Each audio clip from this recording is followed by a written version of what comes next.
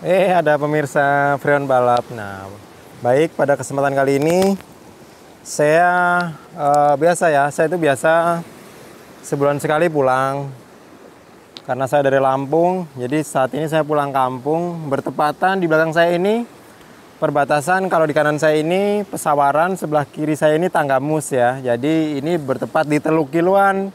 Teluk Kiluan wisata, destinasi salah satu wisata pantai ataupun laut untuk berlihat lumba-lumba di sana. Jadi tempat destinasi wisata lumba-lumba Teluk Kiluan, Tanggamus, Lampung, inilah tempatnya ya teman-teman. Nah, baik, topik kali ini yang ingin saya bagikan menjawab beberapa pertanyaan dari teman-teman subscriber ataupun yang sudah WA ataupun di kolom komentar itu ada yang nanya begini, Pak, apa sih yang menyebabkan AC itu kok bisa bocor freon di bagian unit? Nah, baik, jadi seperti ini.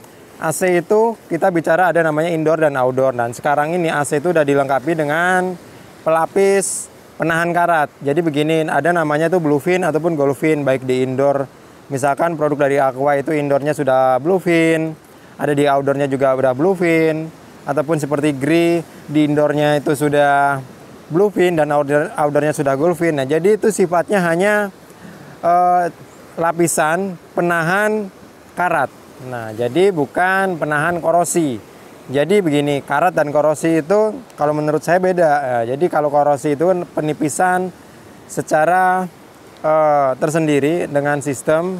Nah, jadi gini, apa sih yang menyebabkan? Nah, baik saya jawab. Jadi ini yang menyebabkan AC itu bisa cepat mudah ataupun bocor freon di indoor dan outdoor. Nah, sebenarnya gini, elektronik itu mau AC, kita bicara AC.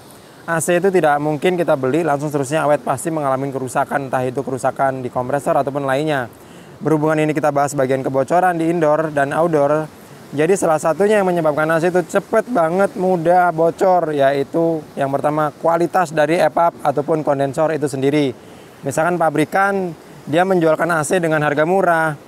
Kalau menurut saya itu juga bisa menyebabkan salah satu yaitu kualitas dari evaporator ataupun dari kondensor indoor dan outdoornya itu juga tembaganya dia menggunakan tembaga yang bukan murni ataupun dia tipis. Nah, itu juga salah satunya menyebabkan yaitu cepat bocor freon. Yang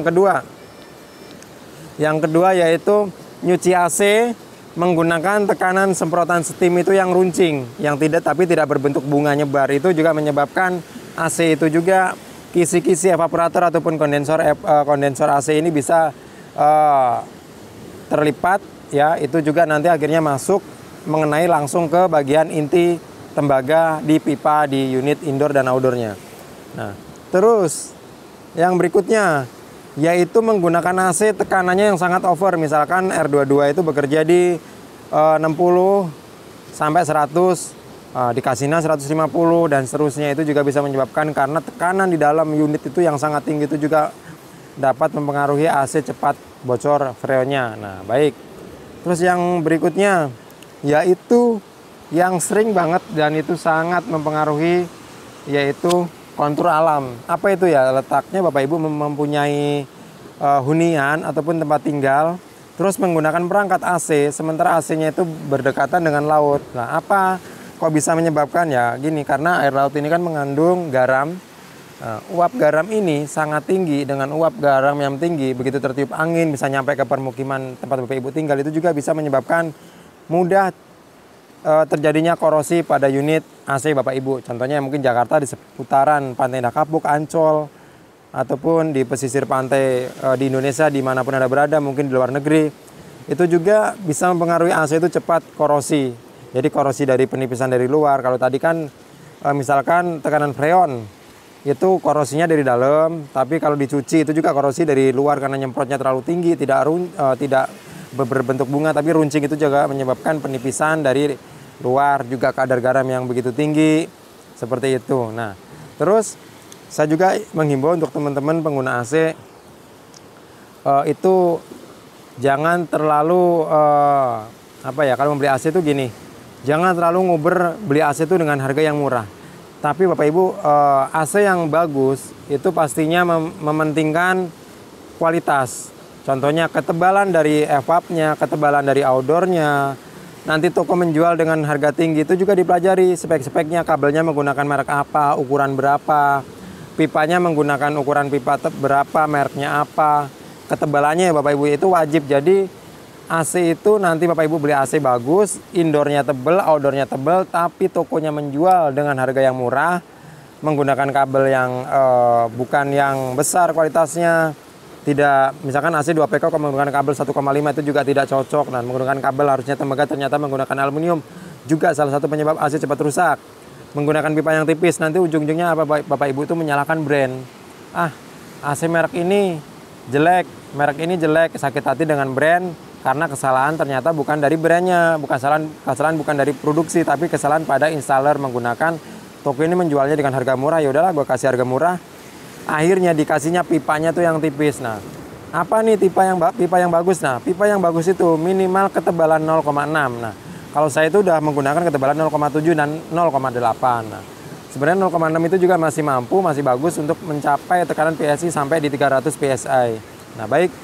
Jadi itu yang bisa saya sampaikan teman-teman. Semoga apa yang saya sampaikan, saya share, ini dapat menambah wawasan, dapat menjawab pertanyaan. Baik, akan saya liput sisi kanan dan kiri. Mungkin teman-teman ingin refreshing seperti saya. Kalau saya gini, aktivitas boleh, refreshing juga tidak boleh ketinggalan. Karena kita juga mementingkan kesehatan untuk kejiwa. Betul. Nah, teman-teman, baik, saya akan liput biar teman-teman tahu. Jadi kalau yang rumahnya dekat laut, kadar garamnya itu tinggi, juga mempengaruhi AC Bapak Ibu itu cepat rusak. Nah, jadi gini tuh ya. Ini saya sedang berada di kawasan, sebentar. Ini saya berada di kawasan ya. Mungkin teman-teman ada yang nanya nih, Mas, itu kok tempatnya bagus ya? Rumah saya ada di sana ya. Jadi ini tempatnya ini di seputaran kawasan wisata Teluk Kiluan, Punduh Pidada, Pesawaran Lampung ya. Jadi sebelah sini Tanggamus. Di seberang sana juga, di sebelah sini ada wisata namanya Gigi Hiu. Ini di Tanggamus. Nah, kalau sebelah sini Pesawaran. Nah, di sini ada pulau, banyak villa-villa. Teman-teman yang ingin menginap, yang wisata ke kami ke Lampung, untuk wisata melihat lumba-lumba ada di sana ya. Di sana ada pulau kecil tuh. Nah, disitulah tempatnya. Jadi wisata lumba-lumba. Di sana juga udah Selat Hindia, itu ada kapal besar. Nah, kelihatan ya itu. Pas ujung telunjuk saya itu ada kapal besar. Ini udah Selat Hindia. Ya, di sana tuh udah Selat Hindia. Nah, kalau di sana ada Bakauni, Merak, Jakarta di sana posisinya. Oke. Sambil ngapain sih Mas? Nah ini, saya tuh sukanya traveling ya. Jadi selepas masang AC, servis-servis ya saya pulang. Ya ini pulang, ini temen dari Cipondoh ikut juga, Bos Rudi itu. Ada Bos Rudi ikut mancing juga. No. Yang punya Densico helm ya ada ya? Oh, Densico motor helm. Oke, salah satunya ada di Batu Ceper, Tangerang.